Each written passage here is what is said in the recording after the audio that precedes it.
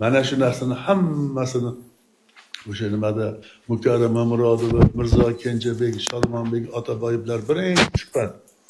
Mirzo Kenjabekning maqolasida bizni nimamizda, tilimizda falonta ajnabiy so'zlar xuddi otasini tomorqasida yurganda yayrab yuribdi. Bizni o'zimizga haligi nima bermasdan degan bir jumla ham o'tuvdi-da endi. O'shandan keyin o'sha mana bu 95-yillarga kelgandan keyin yangi nima hokimiyat o'zini tiklab oldi, qonunlar chiqqandan keyin jurnalistika ham turlanib turadi masalan. Bir 3-4 kishi esse yozuvdi. Juda hozir rivojlandi-da essechilik, juda haqiqiy bir endi ham u yerda ilm bor, kuzatuv bor, publisistika bor, badiiyat bor, falsafa bor, tahlil bor. Shunga erishdi endi. Shunga erishganda lekin bitta yomon tomoni shu bo'ldiki, yoshlar tashkiloti, yana 5-6 ta tashkilotlar yosh maktab bolalarini yig'ib, yosh publisistlarni tanlovini o'tkazib boshladi. Biz aytdikki, bu hali jurnalistika emas. Biz 30 yil gazetda ishlagandan keyin publisistikaga qalam urganmiz-da endi. Endi mana shu tanlovga meni bir taklif qildi, borsam, yarim qog'ozda axborot, haligi maktab bog'iga ko'chataylik yo bir narsa boshqa.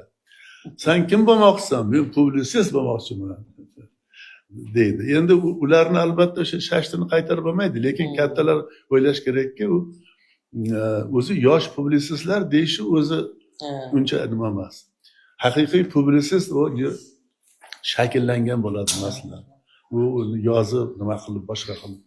Shuning uchun jurnalistikada mana shu janrlar orasida eng muhimlari hammasi muhim. Hatto oddiy axborot ham muhim. Oddiy bitta axborotni masalan bir joyda deyman Jizzaxda qurib bitkazilgan o'y qulab ketdi. Mana shuni yozish kerak endi. Xalq bilish kerak, matbuot yozish kerak. Xo'p, agar bizni jurnalistlarimiz borsa, shuni yozsa. Shunda qulab ketdi deydi. Agarchi chuqur o'rgangani bo'lsa, jarohat olganlar bor, sabablari tekshirilmoqda deydi. Endi bir chet ellik bir muxbir kelib qolsa, shunday boradi, u ham qiziqadi birinchidan. Birinchidan shu bino qayerga qurilganini aniqlaydi. Yer tuprog'ini, tagini. Tuprog'ini biladi. Xo'p, ikkinchi qanaqa material ishlatilgan? Sementni qaysi markasi? Armaturani nechchiligi ishlatilgan? Ular stikovka qilinganmi, bog'langanmi, yo'qmi? Buni aniqlagandan keyin mana shu voqea boshqa qaytarilmasligi uchun nima qilish kerak degan savolga javob izlaydi.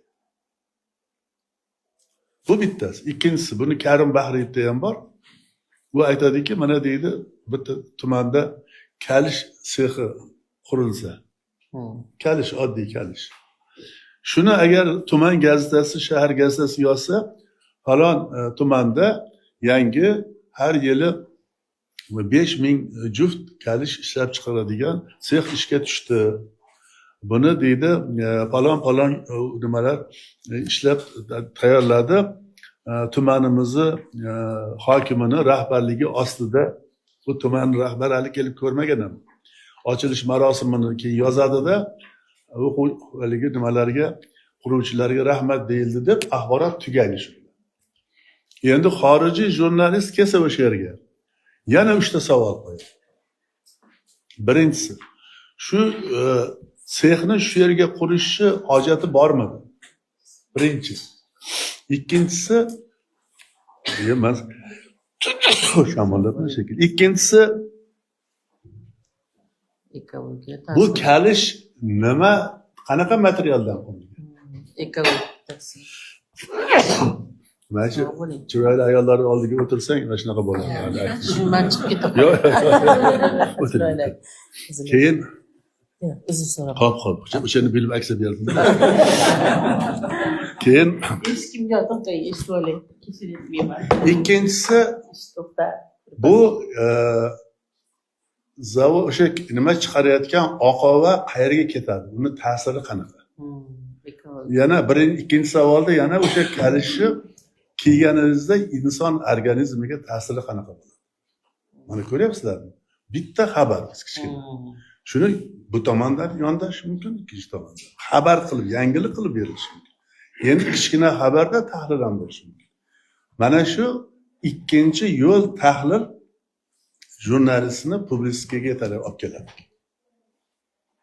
Mana hozir biz ikkita, uchta mavzu tayyorlaganmiz. Hozir endi Ramazon kunlari juda ko'p nima qilmaymizda, bular mana juda bir oy, 2 oydan beri ishlashdi. 2 oyda ishlab juda nimalar Sharofiddin To'laganov, mana Sevara Alijonova, bular birlari Sharofiddin nima gazetalarimizda qanaqa nimalar bosildi, yaxshilari nima, qanaqa muammolari bor, nima taklif bera olamiz nimalar muharrirlarga, shu haqda ma'ruza qiladilar. Undan keyin Sevara Alijonova mana jurnallarimizda qanaqa maqolalar chiqyapti, nima kam, nima ko'p, tahlil bor bu yerda ham va bu yerda ham tanqidiy mushohada ham bor. Shularni eshitamiz. Shu 10-12 minutdan har bittaylariga vaqt beramiz. Keyin savol javobdan ham ozgina nima qilasizlar. Marhamat, birinchi ma'ruzani tinglaymiz.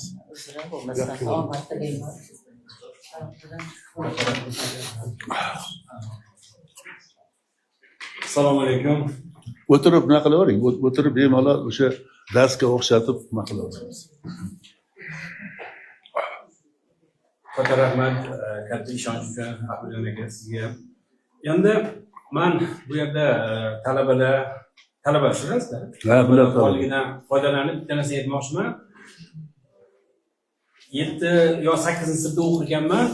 Maktab kutubxonasida G'ofur G'ulom asarlarini o'qiy boshladimda, keyin publistika va maqolalar tomi bor. Yo 7 yo 8 eslolmayman. 7 bo'lsa kerak, menimcha qizil kitob edi. Shunaqa. O'shanda men publistika nimaligini tushunganman. Hali nazariyani bilmayman, oddiy bir maktab o'quvchisi-da. Keyin katta bo'lib, mana jurnalist bo'lib, yozuvchi bo'lishga harakat qildik. Mana anaqa qilib shundagina bildimki, publistika nimaligini. Publistika endi sizlar yaxshi bilasizlar nimaligini. Hali o'tmadinglarmi? O'tmagan bo'lsa o'qituvchilar so'rab olasizlar. Endi menga 2005-yilda o'sha gazetalarni tahlil qilish yuklatildi. Katta rahmat. Shaxsan Ahmedjon aka chaqirib o'zlarini oldiga shunaqa degandan keyin birinchidan ko'nglim ko'tarildi.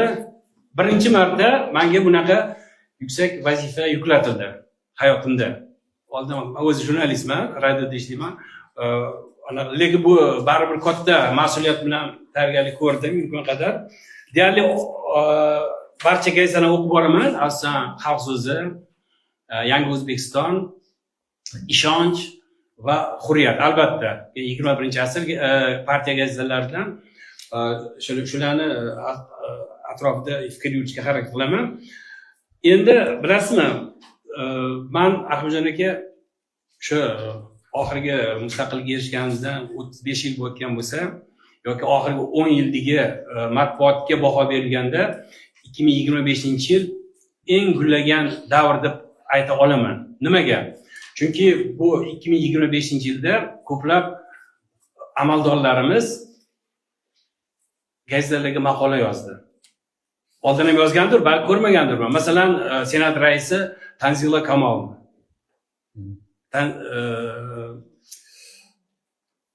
Ularning maqolasi Ishonchda chiqdi, Yangi O'zbekistonda chiqdi. Bir samimiy, bu ham publistika kiradi. Oddiy bir hisobot emas. Yoki Kasaba uyushmalari federatsiya raisi Qudratilla Rafiqov. Ularning o'sha alam bor degan hammalar o'qidinglar. Biz ham o'qidik. Mana unda ham ular hamma maqolalarda bir yaxshi dolzarb masalalar ko'rilgan. Ayniqsa menga juda ta'sir qildi o'sha Sodiq Safoyevni Ishonch gazetasida chiqqan suhbati. Husan Ermatov bilan suhbat berilganki, bunaqa fikrni oldin uchratmagan edik. Oldin bilasizlar, endi sizlar bilmaysizlar, katta ustozlarimiz, jurnalistlar bilishadiki, umumiy hisobot uchun yozilardi shu amaldorlarimizni maqolalari. Keyin men yana bir narsa meni juda xalq tilida yozilgan, bu Samarqandlik rektorimiz Rustam Xolmurodovni o'sha Xalq so'zida yozgan maqolalar samimiy. Samimiy demoqchimanki, unda tahriri yo'q deb o'ylayman. ularni ko'pincha Ahmadjon aka, endi hozir siz rais bo'lmaganingizda ham, bu yerda o'tirmaganingizda ham baribir aytishim kerak edi. Til Ahmadjon Meliboyev tiliga o'xshab ketadi. Ahmadjon akada bir qandaydir yumor ham bor, bir anaqa bor, dolzarb bir masalalarni ko'tarmoqchi bo'lib yoki tanqidiy masalalarni ko'tarmoqchi bo'lsa ham, shu yumor bilan, kinoyalar bilan shundoq odamning miyasiga shunday joylab qo'yadigan bir xarakter bor Ahmadjon akada. Mana ularni aytmoqchiman. Endi masalan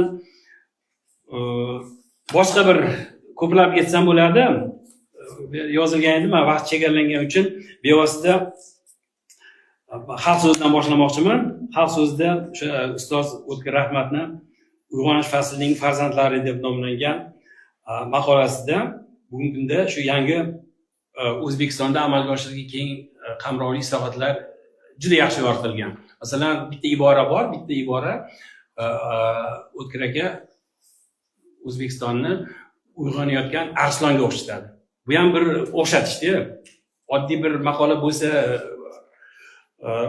yozilishi mumkin, lekin baribir o'sha shoirlarda tashbih deganday, bu publistikada ham bir tashbih kiritilsa jozibali bo'ladi deb o'ylayman. Endi xalq so'zida o'sha bizda ko'pincha blogerlarimiz oydod rasmiy matbuot hech narsa yo'q deydi. O'zi o'qimagan. Hech narsa yo'q deb anaqa qilishadi. Masalan, xalq so'zida go'sht arzon bo'ladi, ammo degan bir publistik maqola yozilgan. Unda ham o'sha bugungi kunda o'sha paytlarda bu dolzarb bo'layotgan edi. Go'sht sal qimmatlashyaptimi, o'sha anaqa juda dolzarb masala ko'tarilgan bu maqolada. Yoki xalq so'zida o'sha jurnalist Adiba Umirovani taniqli yozuvchi va jurnalist Xurshid Do'stmuhammad bilan insoniy nekbirlik mohiyati deb nomlangan suhbat bosilgan. U ham juda o'sha paytlarda ham shov-shuvga aylanib ketdi. Yana bir narsa bilamizki, biz o'tgan kunlardan sitada olganimizda Abduqodiriy bunaqa deganda, lekin shu kungacha Otabekni bir gapini hech kim keltirmagan, lekin mana birinchi marta men ko'rdim, Xurshid Do'stmuhammad keltirganki, Otabek bir gap bor. Romanning boshlanishida men deydi, Semeyga borib keldim. U yerdagi o'rislarni boshqaruv usulini ko'rib, qani edi bugun qanot bo'lsa, o'zim yurtimga chopib kelib, xonning oldiga kirsam, shuni qilaylik deb aytsam deydi. Ya'ni to'g'ri, ko'pincha buni beradigan bo'lsak, biz ham ruslar maqtagan bo'lamiz. Lekin o'sha paytda Rossiya xorijiy davlat edi, to'g'rimi? Shuning uchun men bugungi kunda shu Xurshid akani bu gapini bugungi kunda biz masalan Amerikaga borib, boshqa rivojlangan davlatlarga borib, u yerdagi boshqaruv usullarini ko'rib, tartib qoidalarni ko'rib, vatanimizda ham joriy qilish kerak degan bir fikr keldi. Endi masalan o'sha xalq so'zida ekrandagi qabohatning hayotdagi aksi, o'sha hozir ko'ryapmiz, xususiy telekanallarda ko'plab bizning axloqqa to'g'ri kelmaydigan maqolalar yozadi. Buni Ahmadjon aka ko'plab sizlar ko'rib chiqasiz maqolalaringizda, boshqa gazetalarda. Bu ham hozirgi kunda o'sha blogerlardan jurnalistlar ustunligini ko'rsatadi. Biz qachongacha blogerlarni maqtab, ularni soyasiga ko'rpacha solishimiz kerak. Endi yangi O'zbekiston bilamiz, yosh gazetalardan, lekin jiddiy gazeta hisoblanadi. Unda ham juda dolzarb maqolalar bosilgan. Masalan, ko'zlarimning oldida davron qizil, sariq, yashil degan bir maqola bosilgan. Unda o'tgan yili bilasizlar, 31-mart kuni o'sha Xo'jand shahrida 3 ta mamlakat prezidenti uchrashdi. Bunda ham O'zbekiston prezidentini shaxsan Shavkat Mirziyoyev xizmati juda katta bo'ldi. Mana shu uchrashuv bilasiz, Rossiyani Tolstoy mukofotiga sazovor bo'ldik. Keyinchalik sentyabr oyida. Mana bu o'sha paytda yozilgan, o'sha 2-aprel sonida chiqqan, juda men uchun o'sha kuni kuzatib bordim bu tadbirni, lekin bu maqolada ham baribir yaxshi mavzu ko'tarib chiqqan deb o'ylayman. Samimiy yozilgan maqola. Endi yangi O'zbekistonda o'sha 21-may sonida supurilgan izlar yoki shahar qalbini tozalayotganlar deb nomlangan maqolada farroshlar haqida yozilgan. Umuman farroshlar haqida shu kungacha bor maqolalar. Ko'rganmisizlar? Shaxsan meni ko'zim tushmagani uchun bu ma'ruzamga kiritishga qaror qildim. Bu ham o'sha jurnalistni topilmasi deb o'ylayman. Yana Yangi O'zbekistonda yana aytishimiz kerak, ukamiz 20-iyun kuni Shuhrat Orifni shoir bo'lib O'zbekistonda tug'ilish kerak deb nomlangan maqolasi yozilgan. Bu samimiy yozilgan maqola, ijtimoiy tarmoqlarda ham shoshib bo'lib ketdi. O'zi bilan bog'liq voqealarni aytadi. Ayniqsa o'sha Qirg'izistonga borganda, chunki u yerdagi o'zbeklar ham yoki boshqa millat vakillari, masalan, qirg'izlar, Markaziy Osiyo shoirlari yig'ilganda, ular bir ovozdan O'zbekistondagi sharoitga, yozuvchilarga, shoirlarga yaratib berilayotgan imkoniyatlarga havas qilib, shoir bo'lib O'zbekistonda tug'ilish kerak. Ularning gapini Shuhrat Orif salloqqa yetkazgan. Bu ham bir samimiy bir maqola deb o'ylayman. Endi bevosita Zarafshon gazetasida ham bir yaxshi maqolalar bosilgan. Endi yana bilasizlarmi, hammaga har bir sonida gazetalarning hamma sonida ana bitta o'qiladigan maqola bor. Shuni bilib olishni istardim men. Birinchi, ikkinchi beti mayli, kecha axborotda ko'rilgan, o'zingizlar boshqa saytlarda ko'rilgan voqealar bo'lishi mumkin. Lekin 3-4 betida sizlar nimadir oladigan maqolalar bor. Endi yana bir narsa, ayniqsa sizlar Tong yulduzini o'qib katta bo'lgansizlar, biz ham o'sha Lenin uchqunni o'qib katta bo'lganmiz. Mana Tong yulduzi haqida ham alohida aytishim kerak. Unda bir mashhur kishini bolaligiga bag'ishlangan anaqa bor. Sahifa borda. Buni o'zida ham bir-biriga bog'liq emas. Bir masalan, men boshqacha gapirgan bo'lsam, bular boshqacha, boshqalar anaqalar, shunda ko'p narsani olasiz. Shunda buni ham tabriklashimiz kerak. Ayniqsa Shavkat Ayubov bilan suhbatni o'qib, men o'sha Toshkentni, endi ular 40-yillardagi Toshkent tasvirlagan bo'lsa, men 70-yillardagi Toshkentga hayolim ketdi. Juda qiziqarli ma'lumot berganlar.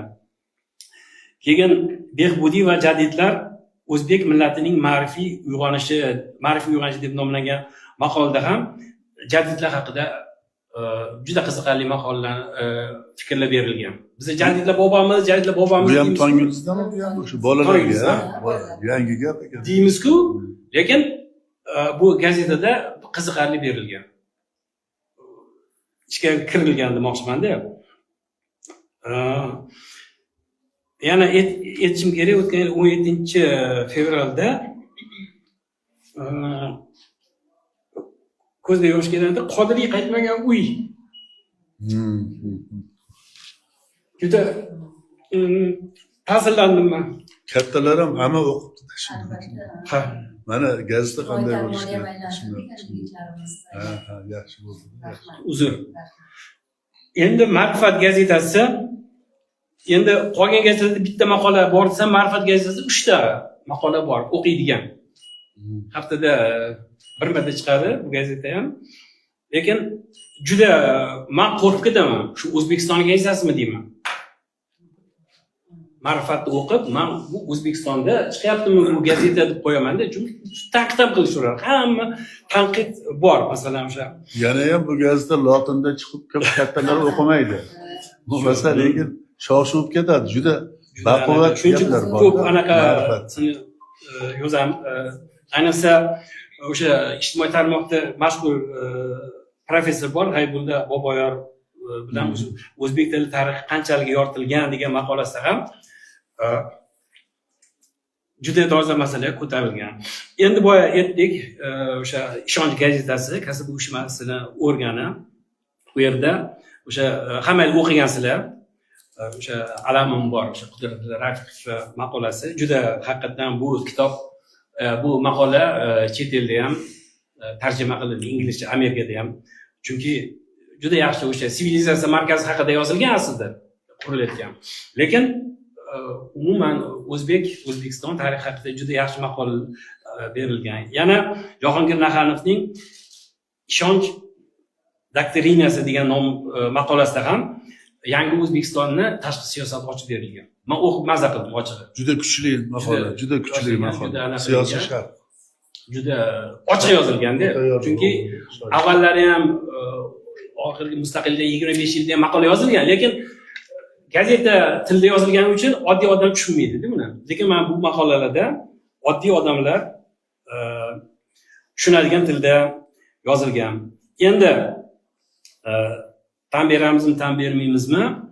O'sha Hurriyat bir mustaqil gazeta bor. U qadimda ham yaxshi gazeta edi. Bu o'tgan yil ham juda yaxshi maqolalar berilgan. Masalan, o'sha sizlar kiradimi, kirmaydimi? Milliy universitet to'rtdan eshitmaydigan inson bor. Bor. O'shani Alloma deb nomlangan maqolasida akademik Toshmuhammad Sarimsoqov suratga chizgili berilgan. Endi uni bilishlar kerak, baribir yoshlar bilish kerak. Sarimsoqov kim, Habib Abdullayev kim, yana ko'plab allomalarimiz bor, hozirgi yosh avlod bilmaydi. Qori Niyoziylar. Keyin To'lqin Eshbekni shu Hurriyat gazetasida so'z sehri va ijodiy mahorat deb nomlangan maqolasi bosilgan. Unda shu Ahmadjon aka yana sizga qadib o'ylaylik, shu Ahmadjon Meliboyev ijodi haqida yozilgan. Yana bir narsa aytishimiz kerak, balki ko'pchilik qabul qilmayotgandir. Ahmadjon aka ko'p gapiraman. Hozirgi kunda baribir Ahmadjon aka publistikani pirlaridan biri. Ochiq tan olishimiz kerak. Va bu Hurriyatda ham juda samimiy yozilgan. Yana ko'plab maqolasini yechishim kerak, vaqt chegaralangan. Shuning uchun qisqa qilamiz. Yana Hurriyat gazetasida professor Jumanazar Beknazarning Naslingizni xatarga qo'ymang deb nomlangan maqolasida o'sha pamperslar haqida yozilgan, tanqid qilingan. Sallohasini o'zi Naslingizni xatarga qo'ymang degan. Bu kishi o'zi yozuvchi emas, bolalar xirurgi. Bir ancha yil oldin bir operatsiya chiqmay juda to'polonlar bo'lgan, lekin o'sha bolalarga mana sizlar shuni bilib qo'yishlar kerak. Chetda nima taqiqlangan bo'lsa, shu hammasi O'zbekistonga ketsin. Shunaqa. Haligi nimada yeguliklar, shirinliklar, boshqalar uni birortasi chet elda hozir yo'q. Hatto Coca-Cola ham bu endi mashhur Amerika prezidentlari ichadi. Lekin u Coca-Cola original bilan bizdagini yeri osmoncha. Endi Biz Amerika prezidentlari ham ishonmaydiganlar. Endi 21-asr partiya gazetalariga o'tadigan bo'lsak, men 21-asr gazetasi har kuni, har payshanba kuni o'qib turaman. Kuni kecha bir To'ytepaga borib kelganimizda tasodifan bir odam aytdiki, milliy tiklanishni maqtab qoldi, O'zbekiston ovozini maqtadi. Umuman jurnalist emas Ahmadjon aka. Demak, oddiy odamlar ham o'qib o'tgan ekan. Gazetalarda bir narsa bor dedi. Bu e'tirofni oddiy odamdan eshitdim men. Jurnalistga umuman aloqasi yo'q odam aytdiki, shu 21-asr milliy tiklanish O'zbekiston ovozini aytgandan keyin xursand bo'ldimki, demak o'qib o'tganlar bor ekan degan bir fikrga keldim. 21-asrda yana bitta narsa. Qaniydi, hozir hamma ijtimoiy tarmoqda o'zining sahifasi bor, lekin 21-asrda oxirgi sahifa Ro'zimboy Hasan degan bir xorazmlik jurnalistni, yozuvchini sahifasi ham bo'ladi. Har hafta bitta maqola beradi. Bu ham har kimga emas. Hozir oxir paytda Ro'zimboy aka Jadid gazetasida ham juda faol ishtirok etyaptilar. Shuni aytib qo'ymoqchi edim. O'sha Norqobil Jalilni Olmaliqning oltin odamlari dahshat maqola yoki polvonlar tug'ilarmikan deb nomlangan maqolalarda ham juda qiziqarli, o'sha 1000 ta bloger yoza olmaydigan satrlar yozilgan. Keyin o'sha 21-asrda Ro'zimboy Hasanning go'sht arzon bo'ladi, qachonki deb boya ham gaplashuvdik xalq so'zi degani. Bunda ham go'sht masalasi ko'tarilgan. Endi men Jadid gazetasini haftada kuzatib boraman. Qo'limga qog'oz shakli ham keladi, gohida asosan o'sha elektron varianti keladi. Men uni o'ziga xos hayot ko'zgusi deb atagan bo'lardim, bu ham yozib qo'ydim. Bunda ham o'sha 21 noyabr sonida Ahmadjon Meliboyevning So'z olov degan maqolasi berilgan. Unda o'sha kitob haqida bir o'qib chiqsanglar ham bo'ladi. Buni saytda ham bor. Anaqa Jadid gazetasining saytida ham bu chiqqan juda yaxshi maqola. Keyin yana Jadidda men o'shani Ruslanbek Shamsdinovni qo'li quruq barobar deb 3 ta nuqta barobardan keyin unda asosan qadimgi o'sha qahramonlarimiz, bosmachilar deymizmi, Qatag'on qurbonlari haqida yozilgan. Umuman shu Jadid gazetasini o'qimasanglar ham bir saytiga kirib, birro ko'z tashlab chiqishinglarni tavsiya qilgan bo'lardim. Endi bu tavsiya bari o'qiysizlar degan mazmunda aytdim. Ijobiy mazmunda. Keyin ayniqsa menga ta'sir qildi. Jadid gazetasida buyuklik oddiylikdadir deb nomlangan maqolada Naim Karimov haqida yozilgan. Biz u insonni qancha e'zozlasak arzirdi. Endi o'tgan yil qachon vafot etdilar. Naim Karimov ham shu millat oydinlaridan, millat qahramonlaridan biri men uchun. Men bilmadim men. Chunki u inson qanchadan qancha yozuvchilar haqida xuddi shunday, ana masalan Usmon Nosir haqida va boshqa bir o'sha 37-yillarda vafot etgan insonlar haqida juda katta o'sha arxivlarga kirib maqolalar yozib, xalqimizni o'sha Qatag'on qurbonlarining taqdiri bilan tanishtirganlar. Shuning uchun o'sha Jadid gazetasining berilishi men juda shu bosh muharrir Iqbol Mirzoga rahmat aytib qo'ymoqchiman. Endi Oila tabiat gazetasida ham yaxshi maqolalar chiqdi. Yana bir narsa, publistika faqat maqtovlardan iborat emas, feleton va pamflet bo'lish kerak. Pamflet bilan sal kinoya bilan yondashiladi, qaysidir voqeaga ko'proq tanqidiydi endi, siyosiy. Shuning uchun men yuqorida aytilgan gazetalarda ko'rmadim, feleton ko'rmadim. Bu ham bizning kamchiligimiz. Men tavsiya qilardim. Bu yerda o'sha gazetalarni xodimlari o'tirgan bo'lsa, e'tibor bersa yaxshi bo'lardi. Keyin bu 2026-yilda. Faqat uzr so'rayman, Toshkent haqiqatdagina feleton janri bor ekan. U oyida bo'lmasa ham, haftasida bo'lmasa ham, oyida bir marta feleton berib qo'yadi. Shuning uchun men G'ayrat Sheraliyevga katta rahmat demoqchiman. Bo'ldim. Keyin O'rta Chirchiq va Nurafshon shahrining nashri Mashal gazetasida ham juda yaxshi narsa berilyapti. Siyosiy narsalar beriladi. Men endi aytmayman. Hattoki o'sha mana sizlar yoshlar bilmaydi, katta avlod biladi. Yodgora Nasriddinova degan bir rahbar o'tgan bizda. 60-yillarda, 69-70-yilgacha O'zbekiston Oliy Sovet Prezidiumi raisi, Rashidovdan keyin ikkinchi shaxs yoki Vazirlar Mahkamasi raisidan keyin uchinchi shaxs deylik, uchtalikka kiradigan. Mana shu inson haqida ham Mashal gazetasida berilgan. Buning uchun albatta Otabek Isroilovga rahmat aytamiz. Keyin oxirgi fikrim o'sha Huquq gazetasida. Huquq gazetasida jurnalistlar ko'p, yaxshi jurnalistlar, lekin u yerda Yulduz Hojiyeva degan bir yaxshi jurnalist bor. Uni juda yaxshi maqolalari chiqadi. Ayniqsa menga juda ta'sir qildi o'sha Zangiota tumanidagi ayollar qamoqxonasidan yozgan maqolasi. Juda maqolasi yoqdi. Yana bir narsa, oxirgi bu anaqam Mirzohid Obidovni bir fojiadagi 2 qismat degan maqolasini men tavsiya qilgan bo'lardim. Bu Huquq gazetasining 16-yanvar sonida o'tgan yilgi. Unda 2005-yil may oyida Andijonda yuz bergan hodisada 2 taqdir yoritiladi.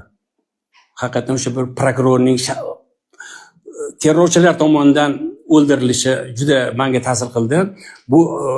Bu 35 yillik tarixda yoki 25-yildan oxirgi 20 yilda bu haqda umuman yozilmagan edi. Lekin Huquq gazetasi yozilibdiki, bu o'sha terrorchilarning basharasini ochib bergan.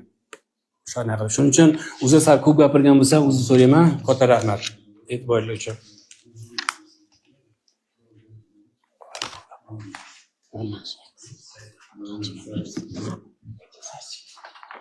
Ho'p, rahmat.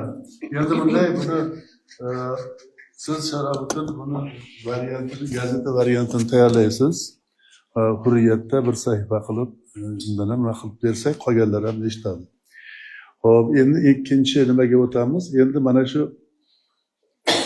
gazetalarda bitta mana sizda bir yangi gap o'tdiki, mana shu Andijondagi haqiqatan ham masalan kutilmaganda shu mavzu ko'tarildi. Keyin siz Tong yulduzida masalan jadidlarni qanaqa qilib bolalarga tushuntirish. Bunda qaraganda og'ir. Agar shuni qilaman degan odam uchun hech qanaqa og'irlik joyi yo'q. Ozgina hafsala bo'lish kerak, ozgina gazetani kim o'qiyapti tasavvur qilish kerak. Oshpazlar kimga osh pishiryapti, bolalarga esa boshqa, kattalarga boshqada endi. Shuning uchun mana shuni bu mana keyingi yilda 5-6 ta shunaqa yangi mavzular ko'tarildi. Bularni e'tiborga olishimiz kerak. Endi Sevara jurnallarda chop etilgan maqolalar. Mana shunda qisqa qilib bulardagi tendensiya, biz qayerga qarab ketyapmiz? Ilmiy nimadami yoki badiiy bo'yoqlar ko'pmi, ijtimoiy yuk qanaqa? Mana shu 2-3 ta rakursdan olib bir nima qilsak yaxshi bo'ladi. Marhamat. Assalomu alaykum ustozlar, talabalar, hamkasblar. Men Jahon adabiyoti, ma'naviy hayot, tafakkur va vatan jurnallari misolida tahlil qilmoqchiman. 2025-yilda o'zbek publitsistikasi uchun sermahsul izlanishlarga boy yil bo'ldi. Ayniqsa o'sha Jahon adabiyoti, ma'naviy hayot, vatan va tafakkur jurnallari misolida oladigan bo'lsak, milliy publitsistikamizdagi mavzular ko'lami, janrlardagi xilma-xillik, muallif pozitsiyasi, intellektual salohiyatini ko'rishimiz mumkin. Jahon adabiyoti jurnalida vaqt kamligi uchun umumiyroq aytishga harakat qilaman. To'liq maqola holida shu Hurriyat gazetasida yoki Oyna.uz saytida o'qishlari mumkin. Umumiy tendensiya misolida aytmoqchiman hozir. Jahon adabiyoti jurnalida asosan publitsistik maqolalar, til, tarix, ma'naviyat, adabiyotshunoslik, falsafa, esse rukunlarida berib boriladi. 2025-yilda eng boshqa jurnallardan farqi jahon adabiyotini esse degan rukunning alohida yo'lga qo'yilgani. Boshqa jurnallarda ham esse namunalarini ko'p uchratishimiz mumkin, lekin aynan shu jahon adabiyotida esse degan alohida rukun borligi bu publitsistika misolida olib qaraydigan bo'lsak, bir janrga nisbatan, ya'ni publitsistikaga nisbatan bitta bir e'tibor deb olishimiz mumkin. Shu esse ruknida Humoyun Akbarovning Amir Temurning yoqut ko'zli uzugi tarixi bilan bog'liq Metropoliten muzeyidagi uzuk degan nomli essesi chiqdi. Bu ham juda ham o'sha o'zini Humoyun Akbarni sayohat davomidagi kechinmalari, taassurotlari bilan bog'liq hamda Amir Temurni o'zimizning ajdodimizga nisbatan og'rig'i bilan bog'liq bo'lgan esse bo'lganligi uchun o'qishga arziydi. Fozil Iskandarning yozuvchi o'ylari, Salim Ashurning Pushkin sari boraman, Xurshid Do'stmuhammadning Zahmati ham zavqli, Roza Aytmatovaning Ayvazitining Bashorati kabi esselari, shuningdek Sevara Alijonova tarjimasida Georg Lukachning Leo Popperga maktub, mohiyat va shakl haqida esselari chop etildi. Jurnalda shuningdek bugungi kun bilan bog'liq voqealarga ham urg'u beriladi. Masalan, misol uchun aytishimiz mumkin, Oysara Madaliyevaning Hamid Sulaymon tavalludining 115 yilligi munosabati bilan yozilgan Navoiy merosiga yo'l ochgan olim, Salim Doniyorovning 3-Renessans, Yangi O'zbekiston, yangi siyosat, Mojor adibi, adabiyot bo'yicha Nobel mukofoti sovrindori kabi maqolalarni ham misol keltirish mumkin. Shuningdek, jurnalda nafaqat publitsistlar, balki o'sha soha mutaxassislari, til, adabiyotshunoslar, tarixchilarni ko'plab maqolalar berib boriladi.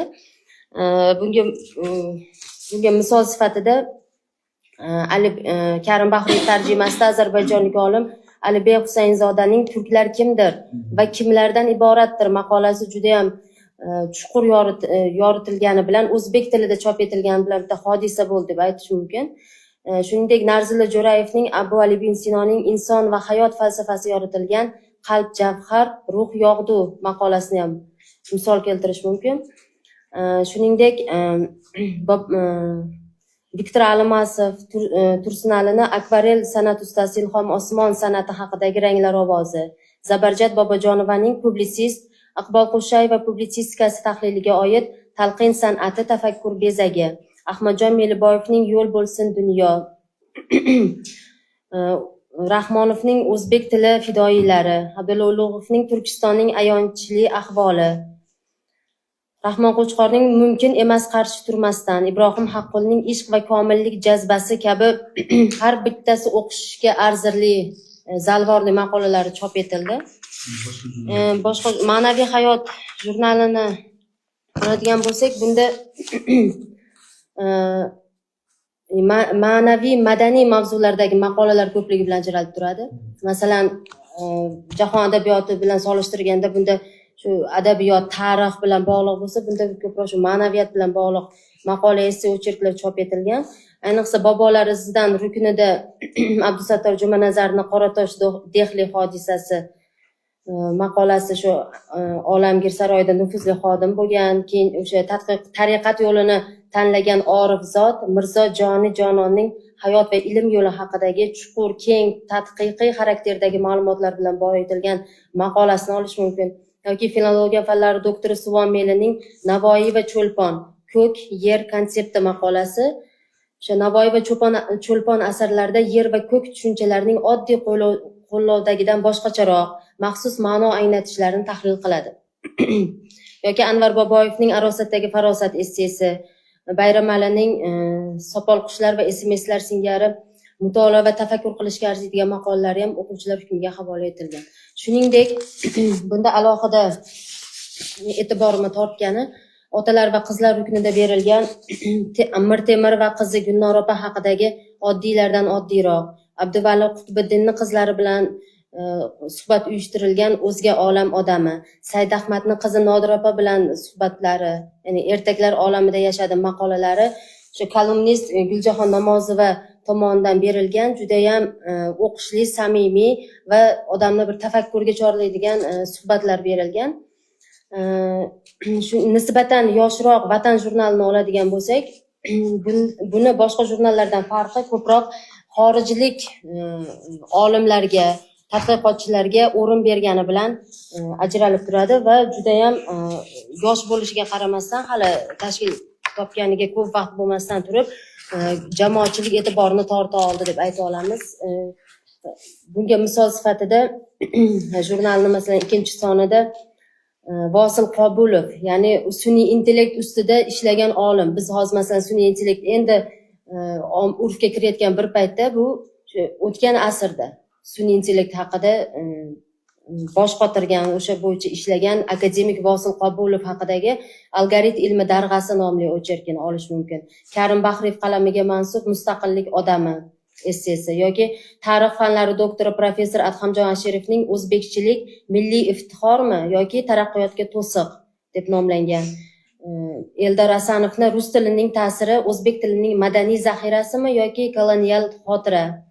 Siyosatshunos Faxriddin Nizomovning Post haqiqat, voqelikni siyosatga bo'ysundirish strategiyasi maqolalari yoki Ahmad Otaboyevning Hechdagi hech kim taqriz tahlili, Erix Fromning Odam bo'rimi yoki qo'y essesi ziyolilar tomonidan juda ham katta qiziqish bilan kutib olindi. Va har bitta sonida, Vatan jurnalining har bitta sonida kamida 5-6 ta juda chuqur tahlil, tadqiq qilingan. Bu yana bir jihatini alohida e'tibor berish kerak, faqat tahlil emas, tadqiq ham chuqur o'rin olgan bu maqolalarda. Yoki 3-sonida Mirzohid Muzaffarni Parchalangan jinsiyat haqidagi falsafiy antropologik essesi chop etildi. Bunda ham shu erkaklarni adabiyotda jinsiyati parchalanib ketishi bilan bog'liq holat tahlil qilingan. Yoki Sarvar Usmonni O'gay bolalar turkuni til haqidagi mulohazalari aks etgan esselarini o'qish juda ham ko'p, masalan yoshlarga ham umuman soha mutaxassisi bo'lmagan omma uchun ham katta bilim berishi, ma'lumot berishi bilan ahamiyatli. Endi hozir umumiy keyin xulosa qilaman. Hozir Tafakkur jurnaliga o'tmoqchiman. Tafakkur jurnalida bitta alohida e'tiborga olish kerak bo'lgan jihat, bunda yangi asr muammolari degan bitta rukun bor. Bunda hozirgi kunda bo'lib turgan 21-asrdagi eng global muammolar tilga olinadi. Yoki oliy mezonlar, sharq va g'arb falsafasi, ma'no va mohiyat, javondagi javohir rukunlari har bitta jurnalni sonida 10 dan ortiq fikrga chorlovchi dolzarb mavzularga bag'ishlangan publitsistik maqolalar chop etilgan. Xususan jurnalni birinchi sonida Iqbol Qo'shshayevaning Yolg'onning yonida turmaylik maqola deb berilgan, lekin o'zi aslida qatra yoki fiqra deb olish ham mumkin. Alohida juda ham badiiy tafakkur va ilmni o'zaro qorishmasi deb olsak ham bo'ladi. Bu Oyna.uz internet nashrida ham chop etildi va ko'plab o'quvchilar tomonidan iliq kutib olindi. Viktor Almasovning o'zidan o'zga tushovlarni uzgan, To'lqin Alimardonning Jinoyat jazosiz qolganda, ya'ni o'sha Jinoyat va jazo Dostoyevskiyning asari bilan hozirgi kundagi voqelikni bir-biriga qorishtirib yozilgan maqola. Aynan mana shu Iqbol Qo'shshayevaning Yolg'onning yonida turmaylik va To'lqin Alimardonning Jinoyat jazosiz qolganda maqolalari 2025-yilning Tafakkur jurnalining eng yaxshi sara namunasi sifatida e'tirof etildi. Buni ham alohida e'tiborga olish kerak. Shuningdek, Ismatilla To'xtarovning Uyg'onayotgan falsafa, Sarvarjon G'afurovning G'uluv halokatga yetaklar maqolalari shu jurnalxonlar e'tiboriga havola etildi. Jurnalxonni agar beradigan bo'lsak. Ikkinchi sonida esa Avazbek Shermatovning Sun'iy idrok axloq sarhadlari buzilganda, ya'ni sun'iy intellektni bugungi kundagi axloq bilan bog'liq muammolar ko'tarilgan maqolasi. Shahnoza Rahmonning esa O'rgamchak iniga xush kelibsiz kabi maqolalarni alohida e'tirof etgan bo'lardim. Yana bir jihatni e'tiborga olish kerak. Tafakkur jurnalini masalan 1-2 sonini taqqoslaganda salmoq, zalvor jihatidan, saviya jihatdan bir-biridan keskin farq qilish holatlarini kuzatish mumkin. Masalan, birinchi sonda juda kuchli maqolalar berilgan bo'lsa, masalan 10 lab maqolalar berilgan bo'lsa, ikkinchi sonida pichoqqa ilinadiganlari bir 2-3 ta xolos. Mana shu jihatni ham alohida ta'kidlamoqchiman. Uchinchi sonida esa Jaloliddin Safoning Yangi dunyo tavalludi, Nodira Ofoqning Olami kubro, Nasrullo Ergashning El ko'ziga nur bag'ishlab, Olim Toshboyevning Mazlumaning ko'z yoshlari, Sultonmurod olimning Turkiy birlik timsoli, Ahmadjon Meliboyevning Chin meros maqolalari 3 sonida o'rin olgan. Shuningdek, Bahodir Karimning Paradokslar o'lkasi, Tilla Nisoning Bir umrlik qayg'u, Nodira Ofoqning yana Quyoshdan bo'yoqdan kerak kabi maqolalari 4-sonida e'lon qilingan. Umumiy xulosa qiladigan bo'lsak, Jahon adabiyoti jurnalida til, tarix, falsafa va adabiyotshunoslik yo'nalishida chop etilgan maqolalar milliy o'zlik, turkiylik, ma'naviy meros, jahon adabiyoti bilan bog'liqlik kabi masalalar chuqur tahlil qilingan. Jurnalning yutug'i shundaki, u ilm va publitsistikani uyg'unlashtira olgan. Mualliflar orasida yetuk olimlar va tajribali publitsistlar borligi jurnaldagi tahlil va saviya jurnalning tahliliy va saviya jihatdan baquvvatligini ta'minlaydi. Ayni paytda kamchilik sifatida tilning ayrim o'rinlarda og'ir ilmiy uslubga og'ib ketishi, yosh o'quvchi uchun murakkab qabul qilinish holatlari, raqamli formatda keng targ'ib etilmasligi ham ko'zga tashlanadi. Ma'naviy hayot jurnali asosan tarix, xotira, milliy qadriyat, til va ma'rifat mavzularini ilmiy ommabop ruhda yoritdi. Masalan, jahon adabiyotida ko'proq badiiylik ustun bo'lsa, ma'naviy hayotda ilmiy ommabop ruh uslub ko'proq ko'zga tashlanadi. Asosiy yutug'i bunda ham ko'proq mutaxassis olimlarni jalb etgani va manbalarga tayangan holatda o'sha tahliliy nuqtai nazardan yondashilganligini ko'rishimiz mumkin. Lekin publitsistik dramatizm, ya'ni ta'sirchanlik jihatdan zamonaviy mediaga bog'liqlik, infografika, fact-checking madaniyati yetarli emas. Mavzu doirasi ba'zan an'anaviy masalalar bilan cheklanib qolgan. Vatan jurnali bo'lsa, nisbatan yosh bo'lsa-da, geosiyosat, iqtisodiy integratsiya, milliy o'zlik, post haqiqat, sun'iy intellekt kabi global mavzularni kun tartibiga olib chiqdi. Markaziy Osiyo miqyosidagi mualliflar ishtirokini ta'minladi. Bu uning eng katta yutug'idir. Tahliliy maqolalarda strategik fikrlash va mintaqaviy qarash ustuvor. Ya'ni faqat O'zbekiston bilan cheklanib qolmagan, umumiy Markaziy Osiyo mintaqasi bilan qarash ko'rish mumkin maqolalarda. Kamchilik jihati ayrim manba materiallar akademik, bunda ham shu akademik uslubni og'irligi, ommaboplik darajasini pastligi, auditoriya bilan interaktiv aloqaning zaifligida namoyon bo'ladi. Bu balki yutug'i hamdir. Tafakkur jurnalini oladigan bo'lsak, bunda o'sha falsafiy mushohada, tamaddun inqirozi, texnologiya va axloq, yolg'on va haqiqat, sharq va g'arb tafakkuri kabi mavzular o'rtaga tashlangan. U intellektual bahs maydoni sifatida shakllanmoqda. Ya'ni hamma intellektlar shu tafakkur jurnalida yig'ilmoqda. Uni yutug'i muallif pozitsiyasi aniq. Hamisha muallif pozitsiyasi aniq bo'ladi, chunki rukunlarga moslab o'sha yozish holati bor. Kamchiligi esa tor auditoriyaga mo'ljallangan, uslub murakkab, zamonaviy yoshlar psixologiyasiga mos kontent formati kamligi. Umuman olganda o'zbek publitsistikasi bugun g'oyaviy jihatdan boy, mavzular ko'lami keng, milliy meros, tarixiy shaxslar, til siyosati, geosiyosat, ma'naviyat, axloq, texnologiya kabi yo'nalishlar qamrab olingan. Biroq media bozor sharoitida raqobat uchun zarur bo'lgan tezkorlik, tahlilda data va raqamlarga tayanish, multimedia integratsiyasi, auditoriyani o'rganmaslik kabi jihatlar ham yo'q emas. Ko'p hollarda maqola muallif pozitsiyasiga suyanadi, empirik tadqiqot, so'rovnoma, statistik tahlil kam. Bugungi avlod nega jurnal o'qimaydi degan savolga ijtimoiy media muhiti orqali javob topish mumkin. Raqamli platformalar tezkor, qisqa va vizual kontentni taklif qilgan bir paytda jurnallar asosan bosma, uzun formatga suyangan. Yoshlar axborotni smartfon orqali qabul qiladi. O'sha algoritmlar asosan e'tibor iqtisodiyoti degan termin bor, ya'ni o'sha qanchalik e'tiborni tortsa, shunchalik unga e'tiborni tortgan joyda algoritmlar ishlaydi-da. Jurnallar esa raqamli marketing, podkast, video kolonka, ijtimoiy tarmoqlardagi faollik bo'yicha ortda qolmoqda. Ikkinchidan, ta'lim tizimida tahliliy matn o'qish madaniyati zaiflashgan. Ya'ni o'zimni o'sha pedagogik tajriba misolida ham aytishim mumkin. Jurnallar bilan ishlaganimizda oxirigacha o'qib borishga talabalarda hozirgi o'sha Z avlodda qunt yetishmaydi. Ya'ni o'sha katta maqolalarni hazm qilish u yoqda tursa, uni o'qib borishgacha ham qunti yo'q. Shu sababli ularga mos ham qandaydir ichida shunaqangi matnlar ham berib borish kerak degan taklifim bor.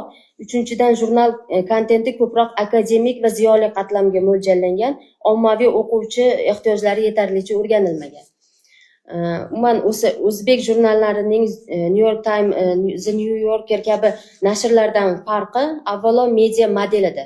Ya'ni u global axborot korporatsiyasi bo'lib, masalan, tahririyat siyosatida data jurnalistika, fact checking, tahlil markazlari, mustaqil moliyaviy model, kuchli raqamli platformaga tayanadi. Masalan, chet elni jurnallarni olib qaraydigan bo'lsak.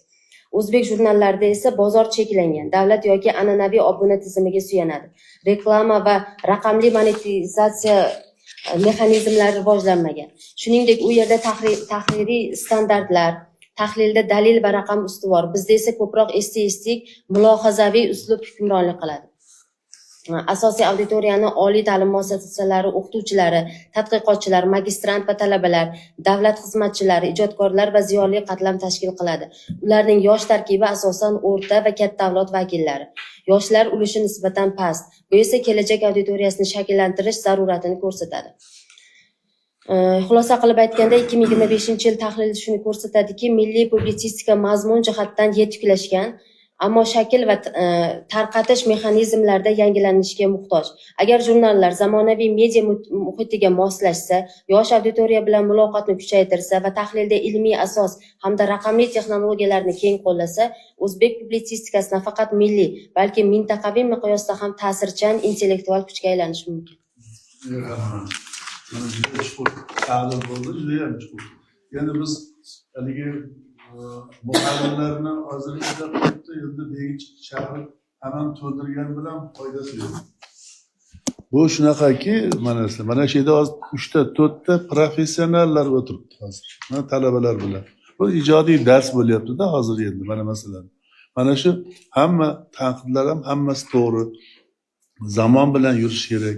Nafaqat haligi nima bilan, jur'atli fikr bilan. Demak, zamon shakl va mazmunni uni haligi yetkazib berish formalarini ham o'zgartiryapti.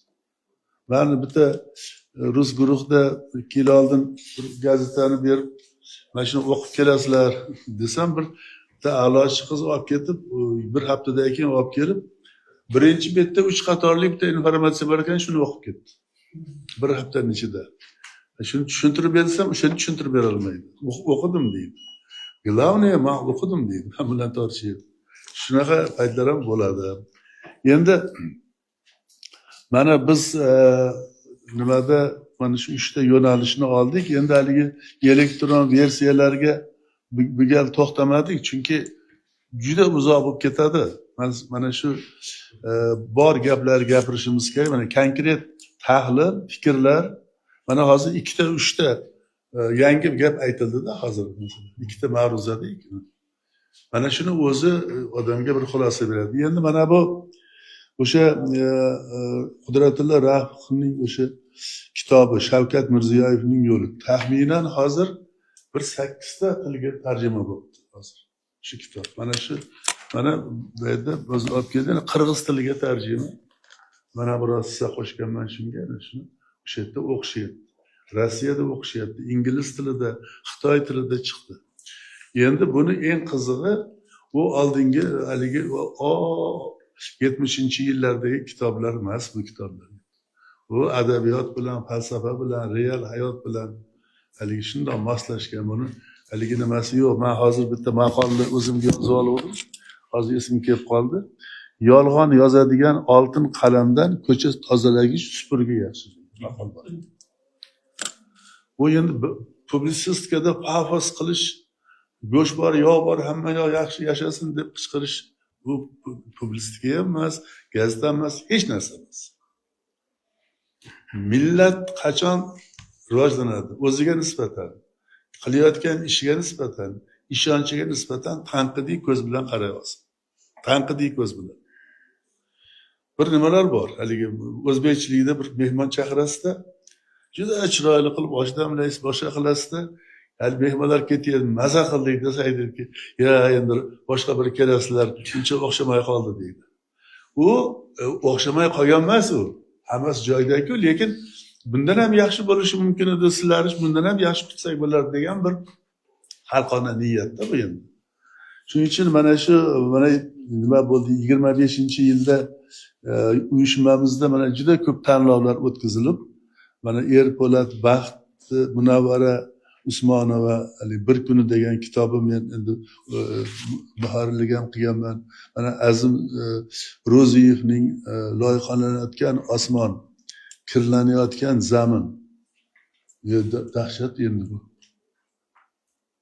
Kirlanayotgan zamin, loyihalanayotgan osmon. Bunga qo'shish mumkin changlanayotgan Toshkentda havosi. Rasvo qilib ketib yuborgan Ortiqxo'jayev deb qo'shsa ham bo'laveradi. Mana jur'at paydo bo'lyapti. Hech kim shu narsa deyotgani yo'q masalan. Ilgarigini singari. Demak, buni yozdinglar. Mana akaylar Zuhriddin Isomiddin oldingi yili shamol energiyasini hozir O'zbekiston uchun Xudoni bir yaratgan Qo'qon shamoli, Begobod shamoli. Shular ming yildan beri shovullab esib yotibdi, hech kim foydalanmagan. Sarloha, shamolga sovurilgan shamol. Shamolga o'zi shamol. Shamolga shu shamolni ham tayyor shamolni biz isrof qildik, foydalanmadik. Bunda qo'lingni qo'yib tursang ham bu narsa bo'ladi-ku endi aslida. Mana shunaqa narsa imkoniyatlardan biz qanaqa foydalanyapmiz? Shular haqida mana nimalar bo'lyapti. Mana Ro'zimboy Hasan, Norqobil Jalil juda qattiq ishlashyapti. Bular o'sha general Jo'rabek, Davr va Qismat juda katta publisistik roman tadqiqot bo'ldi. Mana shuni o'qish kerak. Endi mana bu Zulfiya Mo'minova, bu kunlarni she'r qilish shoirim publistik maqolasini o'qigan odam shular men ham bilardim, men ham yozsam bo'lar ekan devorgim keladi-da endi. Bu Zulfiya bir mashinada ishlayapti-da hozir. Mashinani singari ishlaydi. Hayron qolasan. Mana Sohibjon Alijonovni bizni qaritolmas yillar, zamonlar. Shu yigit yosh olamdan o'tib ketdi, kutilmagan Sohibjon Alijonov. Endi hali o'zi bitta so'z bor edi. Bizni unutolmas, unutish qiyin degan haligi qo'shib oltamiz. Oson emas bizni unutmoqdi. Ama qarangki, nima publisistikada o'shani boshqacha bizni qaritolmas yillar, zamonlar deb nima qilinyapti. Mana Feruza Odilovaga Tong yulduzini yoritgan olam kitoblari uchun ham mukofot berildi. Rag'bat berildi. Endi mana bu Erkin A'zamovni 5-tomini ko'ringlar. Men o'qib hayron qoldim. Hattoki shu To'lqin Eshbek kirib kelganday xursand bo'lib ketdim-da o'shani. O'sha. Endi shu Erkin til haqida shunaqa narsalar yozgan ekanki, men o'zim undan ko'p yozganman. Lekin u ham ko'p yozgan ekan. O'z so'zini nima qilibdi-da? U o'zining xotiniga qarab shunday debdi, Erkin aytibdi. Birovning xotiniga nega qaraydi o'zining xotiniga? U o'z uyiga qaytdi. U o'zining ishxonasida o'zi rasvosini chiqarib yuboramiz. O'z degan so'zni men bir olim bilan nima qilsam, o'z ishlamagan ekan nima? Hozirgacha ham o'z. O'z nima? Aniqlovchimi? O'zi nima? Zo'rmi? O'z. Kishilik olmoshi. Kishilik olmoshi. O'zda kishilik olmoshi. Endi vaqt o'z nihoyasiga yetdi deb yozamiz. Vaqtni birinchidan nihoyasi yo'q. Boshlanishi ham yo'q, oxiri ham yo'q. Vaqt hech qachon nihoyaga yetmaydi. Unda ibtido ham yo'q, intiho ham yo'q. Vaqt degani mana shu osmoni falak bo'lsa, shu yerda bitta qum bor, mana shu qum bizni yashayotgan yer bo'lsa, faqat shu yerda vaqt degan tushuncha bor. Boshqa hech qayerda na sahar, na oqshom ularni televideniyasi oqshom qo'shiqlari degan bera olmas ekan. Chunki oqshom yo'q. Bu yerda Tong yulduz degan gazeta ham chiqarish mumkin emas. Hammasi yorug'. Mana biz juda hali cheklangan bir kimdir boshlagan shuni davom ettiraveramizda nimasida. Men tomonidan degan so'zni hayron qilasiz. Mana Vazirlar Mahkamasi tomonidan qabul qilingan. Vazirlar Mahkamasining qaysi tomonidan? Mana maydon tomonidanmi yoki dargi magazin tomonidanmi? Senat tomonidan qabul qilingan qaror. Men shuni senatda ma'ruza Qabul qilinmaydi. Qaror qabul qilinmaydi. U imzo chekiladi, kuchga kiradi u. Uni bir haligi xalq nimasiga qo'yib ovoz, u ham noto'g'ri endi. Qaror qabul qilindi degan. Endi men aytdim, bu senatda shu qarori Sum tomonidan qabul qilinganmi yo Alisher Navoiy tomonidan? Shuni o'ylabamiz deydi. Yana baribir masalan hattoki prezidentimiz tomonidan berilgan topshiriq deyiladi. Mumkin emas. Prezidentimiz bergan topshiriqqa binoan deyilsa mantiq bo'ladi. Mantiqsizlik to'lib yotibdi, chalkash nimalar boshqalar. Mana shularni endi sekin nima qilish kerak. Mana Zohriddin u Zulfiyadan ham ko'p ishlaydi buni. 4-5 ta kitoblar chiqardi o'zbek tili haqida. Shuni men nimalarga olib bordim? 5-6 ta beruvdingiz, talabalarga berdim, qadrlaganlar, oldingi kurslar hammasi o'zbek tilining nimasi? Milliy tabiati. O'zbek tilining milliy tabiati. Biz hozir misol keltirish kerak bo'lsa, o'zbek tilidagi nomilliy tabiatni yozishimiz kerak. Hammasi ruscha. Men buni aytaverib televizorda ham, boshqada ham namnada pagavarit degan o'rischa bor. Hozir seriallarda ota ham o'g'li bilan, onasi ham qizi bilan biz gaplashib olishimiz kerak. Shuna deydim o'zbekcha. Gaplashib, o'g'lim o'tir, qani qizim, nima bo'lsang, qani o'tirchi nima gap deydi-da endi ona qiziga yo'q. Shu haligi prejde всего-ni endi avvalambor deb assalomu alaykum degan so'zni ham oldinga qo'yib, avvalambor assalomu alaykum.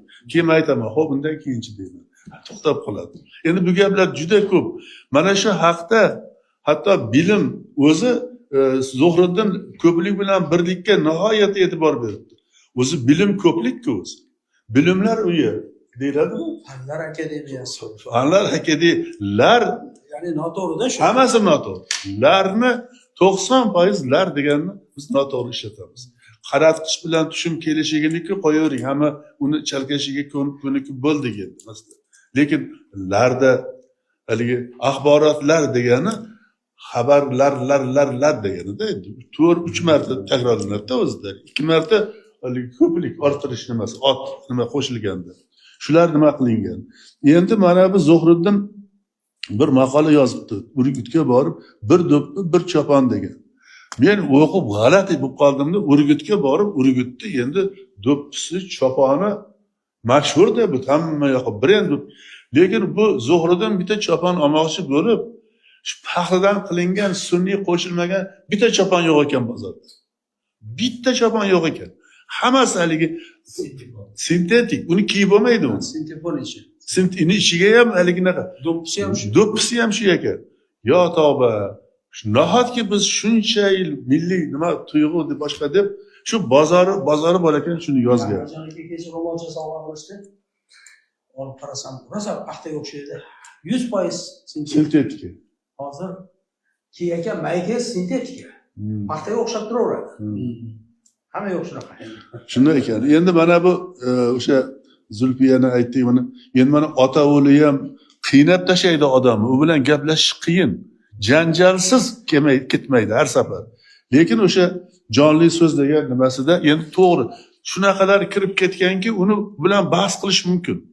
Bahs qilish mumkin. Lekin juda ko'p so'zlarni, masalan, chirchiqni suv chig'irib aylanadi haligi. Amudaryo o'ynab oqadi-da moda bu. Nimasini qirg'oqlarni yemirib oladi. Shunaqa qilib misollar topgan endi qirg'ovul qizil ekan quyrug'i uzun ekan, shuni bir 5 bet tahlil qildi. Lekin nima qo'shilmaydigan joylari ham bor. Kuyov degan so'zi kuy ovlovchi degan ekan, matni aytib to'xtagan. Oshirib olibsiz endi. Kuy ovlovchi ekan. Bu kuyov kelib ashula aytadimi mana devor orqasida turib olib. Shunaqa joylari ham bor. Savol mela ishq zori ishori degan mana yangi kitobi chiqdi, o'qinglar. Undan keyin mana Iqbol Qo'shay va zaminga sig'magan orzular. Mana Iqbol juda katta, mana ham professional, mana Sevara ham, mana birodarimiz, mana To'lqinbek keldi. Bular shu publisistikani ichida yurgan odamlar. Issig'ini ham, sog'ini ham. Mana shulardan yetagini tutinglar sizlar, yoshlar. Shu bitta ustoz qilib o'rganish kerak bo'ladi shular hammasini. Zamira Ro'ziyeva, Gavhar yangi go'shalar, yaxshi kitob. Yani ben Nurxon Elmirzayeva degan ben tanimadim. Soxta nikoh degan maqolasini o'qidim. Qoyil qilibdi lekin. Soxta nikoh. Juda ekan. Men nima qildim? Yangiboy Qo'chqorov tinimsiz ishlaydi. Ro'zimboy Hasan ikkalasi bilmayman bular qanday ulguradi. Hamma maqolasi o'qishli. Publisistika. Undan keyin mana endi bizda Salim Ashur mana hayotning davomi degan juda bir hali kuzatuv. Salim o'zi kichkina yigit-ku, kuzatuv obyektivi juda katta ekan menimcha shunda. Undan ko'ra oladi. Shularni Risolat Haydarovaning Kolya aka, mana shu Nikolay aka, o'zimizning Nikolay aka haqida yozgan. Shu yerda yurdi, kasal bo'ldi, keladi. Bu Nikolay unikalniy odam. O'zi boshqa millat, lekin Navoiydan gapiradi, o'zbekcha gapiradi. Eng qizig'i, haligi bozorga bir ingliz Amerikadan kelganlari olib bordik, ular o'zbekcha gapiradi. Dehqonlar oldiga borib o'zbekchada otaxon qovuningiz nech pul desa 5 rubl deydi. Ular ruscha. Haligi endi o'zbek emasligini ko'rib o'ris. Endi ular o'rischa bitta r harfi ham bilmaydi. Ahmadjon aka, bu otaxon qaysi tilda o'zbekcha bilmaydilarmi deydi. Siz o'zbekcha so'rayapsiz. Пожалуйста, bering, хорошо deydi. U o'rischa bilmaydi. Mana shunaqa misollar ham bor. Mana Umidbek Muhammad endi qoyil qolish kerak. U mana hozir kecha Urganchlik, Xorazmlik nemislar kitob qilishdi. U kitob bo'lganiga 20 yil oldin yozilgan. 20 yil. Ana u Nabijon Boqiy yozgan buni kitob qilib. Afsuski bu kitobga shuncha yozilgani, shuncha ish qilingani hattoki ro'yxatga ham kiritilmadi. Endi mana bu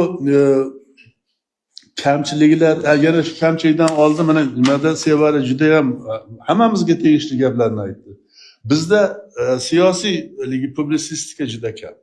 Men endi Amerika haqida bitta ikkita narsa yozdim, lekin o'sha siz aytdingiz, Jahongir Nahanovni o'sha siyosiy sharhi ikkita bo'ldi, ikkita chiqdi uniki. Hozir o'sha katta yiliga ikkita chiqdi. Mana haqiqiy siyosiy sharh. Keyingi yili siyosiy sharhni o'tamiz sizlar. Men bugun bitta qizga kitob berdim, siyosiy sharhlar. Shuni o'qigin deb, qaysidir guruhda berdim. Endi mana Abror G'ulomov degan yigit. Bu endi nimada ishlagan, elchi bo'lgan, Istanbulda 9 yil konsul bo'lgan yigit. Abror G'ulomov. O'zini Abrorxon bu narsa deb uni nimalari, qarashlari, hatto Ismat Xo'shev bilan haligi muloqotida. Mana bular endi yangi gaplar. Hattoki Ismat Xo'shevning katta turkumi ham o'zbek matbuotida, televideniyada yangi sahifa. Kim o'ylagan 3 yil, 4 yil, hatto 5 yil oldin masalan televideniya shu savolni o'rtaga qo'yadi. Mayli, savol o'z yo'liga, lekin gap bitta shaxs ustida ketayotgani yo'q. Gap o'sha biz bosib o'tgan yo'l ustida ketyapti. Biz shu yo'llarni bosib o'tdik-ku masalan.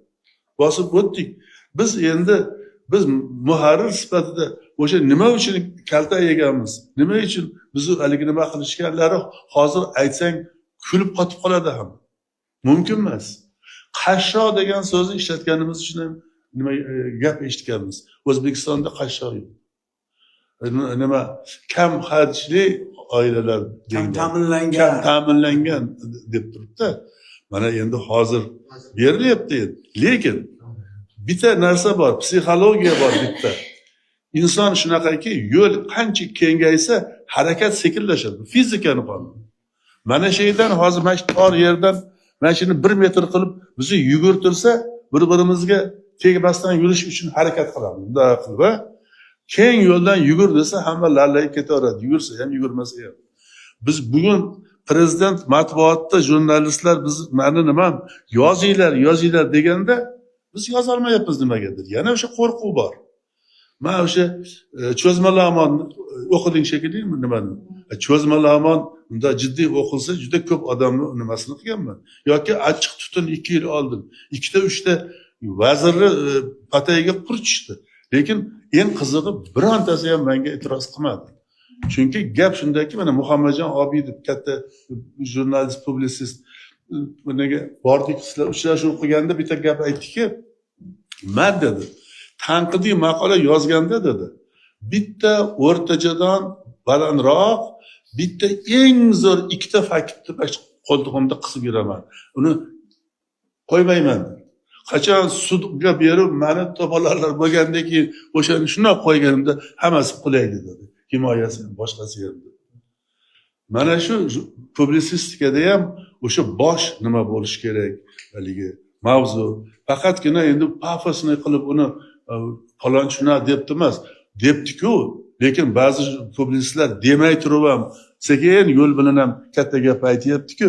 Mana shu narsaga ham e'tibor bersak bo'ladi. Yana endi juda ko'p mani kitoblarni endi men hammasini biz qamrab olishga qiynaldik lekin. Endi kamchiliklari nima men nazarim? Mana bir aytildi. Publisistika bilan maqola, tahliliy maqolalar aralashib ketyapti.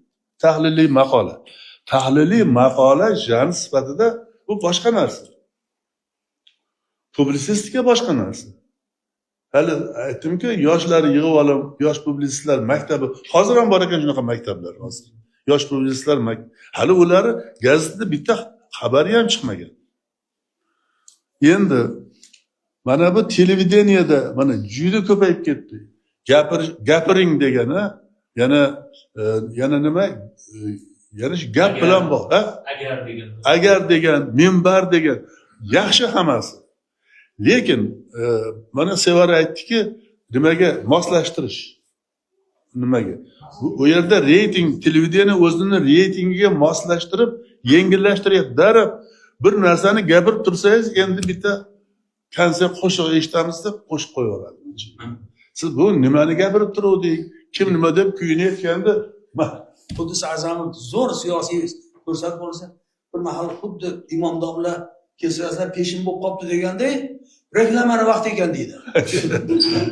Eng muhim bir paytda reklama. Reklama deyapmiz. Ha, o'shani. Masalan, yarim stavka ishlaysan-da o'sha. Endi mana shu narsa nima kerak? Va nihoyat bizni o'sha ota bobolarimizni o'sha 1000 yillik askarlarda ham, hatto askarda ham ijtimoiy yuk bo'lgan. Ijtimoiy yuk bo'lgan. Masalan, aytaylik bizda o'sha dadam rahmatli bitta nimalar, oqsoqollar kelib o'tirishadi, biz choy tashirdik-da. Bitta odam shu qishloqqa xizmat qilmaydi, u yoqda, bu yoqda yurardi-da, endi shuni tanqid qilish kerak, lekin qo'shni odam, oqsoqol odam yani. Bu kishini endi shu nafas qisib turadi, tez-tez yoqa-yoqa borib turadilar deydi bitta chol. Bu o'sha ijtimoiy tanqid bu. Bu odam shu yerda o'tirmaydi bir joyda, yurgan yoqa bu yoqa degan gapda endi masalan. Bizda mana bu nimani hozir televideniye beryapti-ku, o'sha damlar mana. Kecha Anvar Obidjonga yozdik. Erkin Oshiq Erkinni yozdi, kecha berdi. Lekin shu yerda ham ijtimoiy yuk yo'q. Bitta misol keltiray. Nima haqida bo'ldi? Nimani? Bobomurod Hamdam haqida. Endi qarang, o'g'li kelibdi, boshqa kelibdi. Shunaqa bo'ldiki, 2 soat. Bobomurod Hamdamning hayoti jannatda o'tgan. Xalq nima qilgan? Birodar, u odam qanaqa bo'lib o'ldi? Uni qizlari, o'g'illari bir-biriga nima gaplarni gapirmadi? Temir ham uni boshqa aytmaydigan gaplarni gapirib bir-biriga necha yil. Endi televideniyega chiqqandan keyin hech bo'lmasa albatta u kishini oxirida har xil bitta gap gapirish kerak uni masalan. Bitta gapni qo'shib ketmasa bu haligi nima tilla qalam yolg'on gap bo'ldi, yolg'on xulosa bo'ldi shu yerda. Undan keyin boshqa nimalarda ham insonni o'sha agar siz portret yaratmoqchisizmi? Portret. Uni bitta odamni bitta bir yoq qulog'i sal kattaroq bo'lsa, o'shani tekst qilib chizsangiz yolg'on bo'ladimi? Yo, rost bo'ladimi? Ana shu hatto o'sha yaxshi ma'nodagi nimalarda ham aytish kerakki, uni mana shunday uni endi publisistni, u yerdagi rejissyorni mahoratiga bog'liq bu narsa. Mana shularni hisobga olsak, nima bo'ladi? Shu bilan endi biz mana bu Ramazon kunlarida ko'p cho'zmadik. Biz planlashtirgan nimamiz tugadi. Iqbol biror og'iz gaping bormi? Yo'q. To'lqinbay 2 minut vaqt ketdi. Ha, bu juda bir yaxshi bir savol qo'yapti. Qayda Ahmadjon aka mana hozir rahmat hozirga zapistiryapsiz. Agar guruhda tirsangiz bizim xatni ko'chda bo'lajak jurnalistlarga ham beramiz. Juda katta savol o'zimni bundan so'rayapmiz. Sharofiddin To'lagan qo'lyozmasini tanishib chiqaman. Juda bir yaxshi tahliliy maqola bo'lgan. Men aytdim buni Ahmadjon aka ko'rganda albatta bu gazetasiga bersam, buni ham keng jamoatchilik o'qisa. Aytdik, topshiriq bo'ldi bu yer, aytdik. O'ylaymanki, bugun o'ziga xos savol bo'ldi. Shunaqangi nimani bir yilda avvalam taklif qilamiz Ahmadjon aka publisistga endi desa hozir javobroq-ku. Shu yiliga 2 marta har 6 oyda shunaqa bir tadbir qilsak, menimcha davra suhbat shaklida yaxshi bo'ladi. Rahmat. Juda o'tgan yili bunga nima qildik, bir yig'ildik-ku. Lekin bizda haligi intizom masalasi ham juda yaxshi-da, ibratli o'shaning uchun. Zuhriddin Isomiddin tilshunos, olim. Marhamat. Boya 1,5 soat ilgari Ahmadjon akaga telefon qildim. Borsam sig'armikinman degan ma'noda joy bormi, borsam maylimi desam, bemalol kelavering dedi. Kelib to'g'ri zalga qaradim. Yo'q, u yerda sharpa yo'q. Keyin bu yoqqa chiqdim. O'zini O'zbekiston Jurnalistlar uyushmasining a'zolari hammasi o'zini publisist hisoblaydi. Agar sen faqat muxbirsan, jurnalistsan, xolos, publisist emassan desangiz yo'qingizdan oladi. Yozuvchilar uyushmasining yarmi a'zosi o'zini publisist hisoblaydi. Yozuvchilikdan tashqari. Ha? Aslida hammasi publisist o'zi aslida. Lekin mana yerda yo'q. Mana yerda yo'q. Men bir ya'ni atoqli bir 6 ta publisist ko'rmadim. Bunday olib qaraganda. Shunga hayron bo'lib o'tiribman. Endi men bitta gapim bor edi. Shuni aytgim keladi. Shuni arz qilaman. Bizni gazetalarimiz, jurnallarimizga majburiy tarjima qilinadi. Chunki ko'pchilik o'qimoqchi emas. Nimaga desangiz, biz bundan 40 yil avvalgi jurnalistikamiz qanday bo'lsa xuddi shu ketyapti. Hozir yo'lda radioni bunday yoqtirdi, eshitgan falon bank bir narsani 123% bajardi. Kimga kerak shu axborot? Bunday asal o'sha bank sal yaxshi ishlabdi. Rus jurnalistikasi odam haqida yozadi. Bizni jurnalistikamiz statistika qo'mitasini sharhlovchisi. Keng ma'noda olganda. Odam haqida yozmayapmiz. Ishlab chiqarish natijalari haqida yozyapmiz. Endi men sizlarga bittagina fakt aytay. Bir 5-6 yil bo'lib qoldi, bir o'rtog'imiz uyiga o't ketdi. Mana publisistika uchun bir mavzuda faqat biz tagidan qo'porib ishlamaymiz. Boya Ahmadjon aka aytdi-ku, chet eldan jurnalist kelsa, tag-tagiga qaraydi. O'sha kiygan kalishni kiysa bo'ladimi yo sog'liqqa ziyonmi degan ma'noda. Uyga o't ketdi. Pajarnilar 50 metr narida turar ekan. Kelmas ekan, o'tni yoniga kelmas ekan. Bu bechora dod, kelinglar, o'chiringlar desa, ular yaqin kelmagan. O't nimadan ketgan? Anavi Xitoyda chiqadigan yangicha elektr bilan o'nadigan, yo gaz bilan o'nadigan, lekin elektr bilan yonadi u. Uy isitadigan bor-u, Ariston. Shu Aristonga suv to'lganda kechasida 3 ta mayda boltchada turar ekan tushib ketibdi-da, gazni ustiga tushibdi. Bir mahal vaqt kelib, uchqun chiqqan vaqtida hali elektr butun 2 qavatli uy ungacha gaz bilan to'lgan. 7 ta odam o'ldi. O'g'li, kelini, 3 ta bolasi bilan. O'sha kuni yangi uy remont qildik deb qaynotasi bilan yana bir qaynagasi kelgan ekan ular ham. Bu er xotin boshqa hovlilar yoqda yotgan ekan. 7 ta odam o'ldi, Anvar qori bor edi-ku. 7 ta qoraygan g'olaga janoza o'qigan. O'zbekiston musulmonlar idorasi bir tiyin yordam bermadi. Holbuki bu yigit Muhammad Sodiq Muhammad Yusufni muharririydi. Muhammad Sodiq Muhammad Yusuf domla bor edi-ku muftiy. Mana shu yigitni tahririda chiqqan edi. Toshkent shahri bo'ladimi, O'zbekiston hukumati bo'ladimi, bir tiyin yordam bergan yo'q. Ana o pajarnilarga borsa, o'lsang o'laver, bizga tegma. Ana Aristonlar bo'lsa, uni orqasida Aristonni sotadigan, shundan boyagan 3 qavatli uy qurgan odamlar bor. Ular 50 ta odam o'lmaydimi ular uchun? Qaramaydi hech kim. Bizda qaysidir bank 123% bajarganini maqtab yotibmiz. Mana shu publisistika bo'ladi. Tagidan bugungi jamiyatimiz tezroq rivojlanmayotganligida publisistlarda aybi bor. Publisistlar qo'rqoq yurtda jamiyat rivojlanmaydi. Mana shu masalani endi kelajakda mana yoshlar balki eshitsa, chunki biz qo'rqib qolganmiz. Tinimsiz haligi O'zbekistonda ana o narsa yo'qoldi deydi, senzura yo'qoldi deydi. Yo'qoldi. Ya'ni u idora yopildi, lekin har bir muharrirni, har bir xodimni ichiga joylab qo'ydi. Shunday bo'lgandan keyin endi yoshlar agar haqiqiy publistika qilaman desanglar, boshqacha ishlash kerak. Bu hozirgi haligi gazetalarda o'qisangiz, qaysidir tashkilotlardagi bir odamlarni maqtab, ishlarini maqtab, ko'cha 16 kilometr asfalt bo'ldi. Bo'lishi kerak edi-da, uni nima uchun maqtaysan? Bo'lish kerak bo'lgan ishni nima uchun maqtash kerak? O'shini bajaribdi. Unda nima, qanaqa publisistika, qanaqa jurnalistika bo'ladi? Mana shu masalalarni ko'proq o'ylab, jamiyatning muammolarini yoritgan odam publisist bo'ladi. Jamiyatning muammolarini silab o'tgan odam xabarkash bo'ladi-da. Mana farqi menimcha. Yashay, mana achchiq, lekin ochiq gaplar mana shundoq. Haligi gazetalarda chigit ekish boshlandi, terim boshlandi deydi. Uni yozsa ham, yozmasa ham, masalan, fermerlar qachon terish kerak, qachon ekish kerak, yagona qachon bo'lish kerak biladi-ku. Endi yana o'shani agar bugun biz qachongacha chet elliklar shunaqa, chet elda matbuot shunaqa deymiz, lekin o'zimizda ham mana jurnalistlar chiqyapti nimasini. O'sha Karim Bahriy oy borib omon qaytmagan bolam, uni bu maqola bir kunda yozilmagan, u 1000 ta idoraga kirib chiqilgan bu narsa.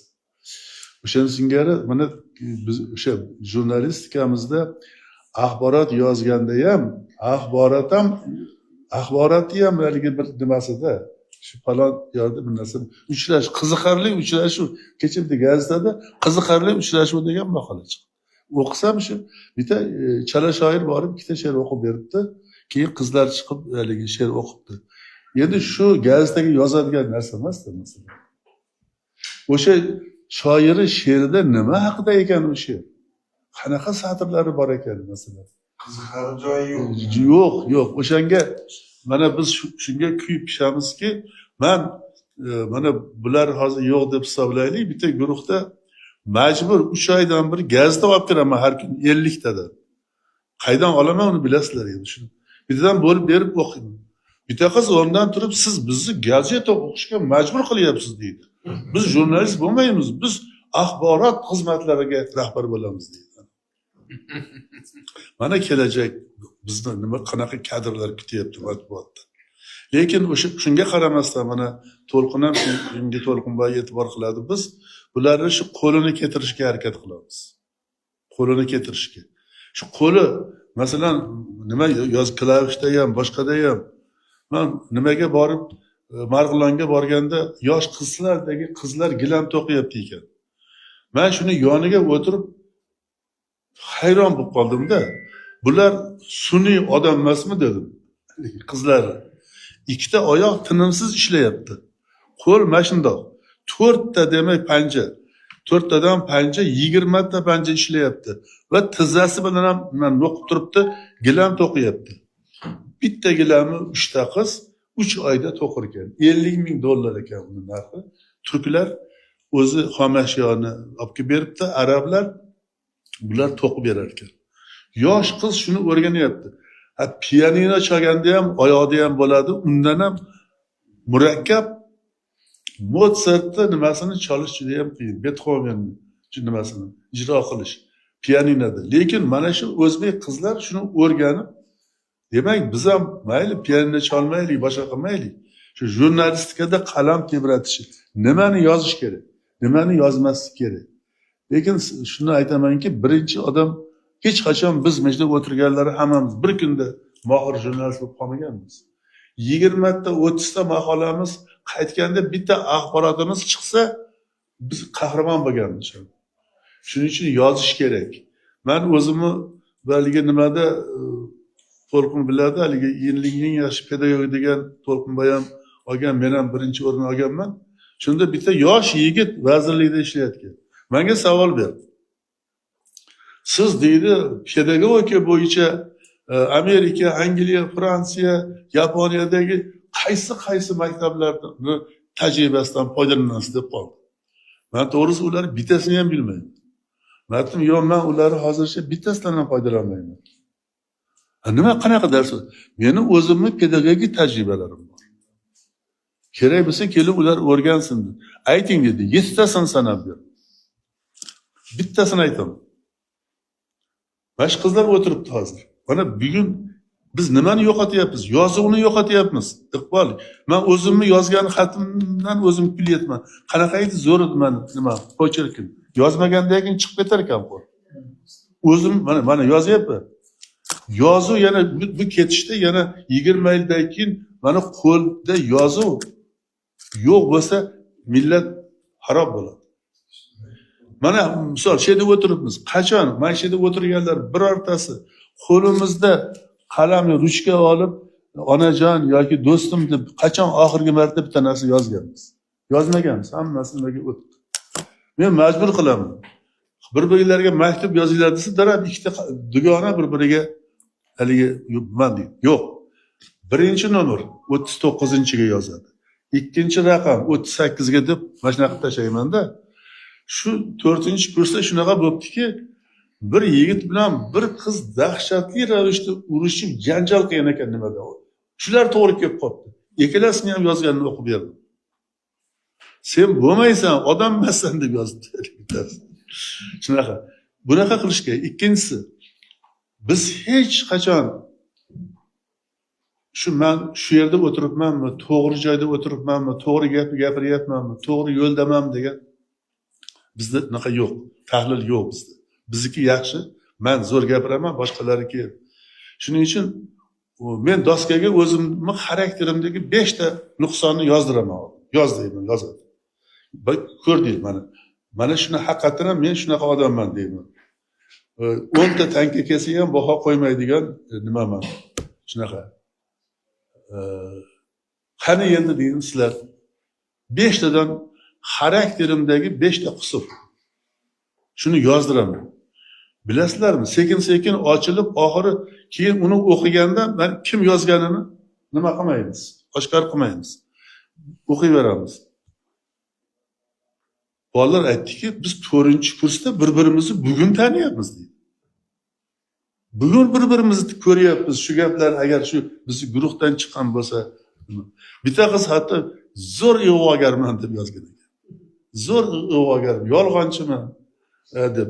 Yolg'on guruhni yarmi yolg'on gapiraman deydi. Endi hamma yolg'on gapiradi. Demoqchimanki, mana shu baligi yondashuv nima bo'lish kerak? Kim aytdi o'sha an'anaviy yo'ldan boshqacha yondashuv. Shu hozir televidendan keladida intervyu bering deydi. Indamay turaveradi. Nimani gapiraman desangiz bilmaydi. Gapiravering siz deydi. Savol bering dedik. Savol berolmaydi. Shuning uchun gap o'sha savol berishdi. Xo'p, shu bilan yakunlaymiz endi. Men kech bo'lib qoldi. Son emas sifat deymiz. Xudo xolasa bundan keyingi yig'ilishlarda ham o'sha yilni o'rtarog'ida yana bitta yig'ilish qilamiz. Buni bugun bunday bo'lishiga endi bu yerda ikkita yig'ilish bo'lib qoldida bo'linib qoldik shuning uchun. Qatnashganlarga rahmat. Sizlarda bir savol paydo bo'ldimi? Mana qancha nimalar nimaga? Birortalari bilan tanishish ishtiyoqi paydo bo'lmadimi? Birorta qiziqish ortdimi? Qanisan ancha yaxshi o'qiysan-ku. Qanaqa bir keldinglar, bitta men aytdim, mahorat darsi qilib o'tamiz dedim. Hisobot. Assalomu alaykum. Juda ham ajoyib suhbat bo'ldi. Ayniqsa sarlavhalar bo'yicha ham ko'p ko'nikmalar oldik. Har bitta gazetadagi maqolalarni sharhlab berganlarida o'sha ba'zida ko'pchilik maqolalarni o'qimaganligimdan mana shu yerda o'tirib afsuslandim.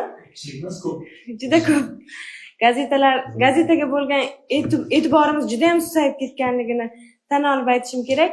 Ayniqsa o'zimni kursdoshlarimdan eshitaman, gazeta bu eskilik sarqiti deyishadi-da. Keyin yo'q, unaqa demagin, gazetani oldin o'qish kerak. O'zim gazeta o'qimasam ham gazetani hurmat qiladigan darajadaman, chunki birinchi o'rinda gazetaga maqola beramiz, she'rlarimizni aynan gazetalarga beramiz. O'sha gazetalarda chiqsa shunaqangi xursand bo'lamiz, ammo shuni internetda biror bir sahifada chiqsa bu darajada xursand bo'lmaymiz-da. O'shaning uchun ham gazetani qadrlayman har safar, har doim. Mana shu suhbatdan keyin hech qaysi gazetani qoldirmay o'qishlikka qaror qildim. Demak, gazetelar narxi oshadi. Sari qizim sana bunaqa qilganlarchi?